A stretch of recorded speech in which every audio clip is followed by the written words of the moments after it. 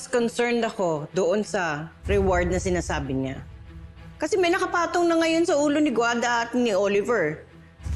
Mas marami nang magtuturo sa kanila kay Eduardo. Eh bakit kasi hindi pa sila ipatumba? Bakit ko sila ipapatumba? Eh, magulo pa yung sitwasyon. Eh nga maganda eh. Habang magulong sitwasyon, mainit ang sitwasyon, kapag namatay si Guada at Oliver, siguradong si Eduardo ang mapagbibintangan. Bagay. Total, wala naman silang silbi. Abala pa. Mismo. Eh wala naman sila pinanghawakang ebidensya laban sa'yo. O sige.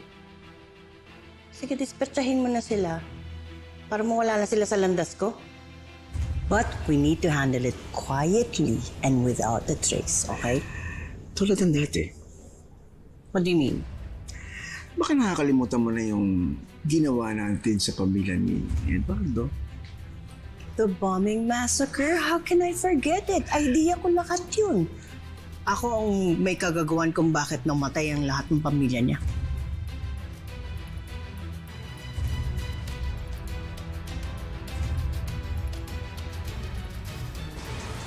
Yun. Yun ang gagawin ko kay Oliver at Guada. Well, I reserve that style of killing for special people. But, why not? Do it. Sige, bombahin mo lahat yung dalawang yan, si Guada at si Oliver. Palalabasin natin na nadamay lang sila sa pagsabog. Ganong kalinis.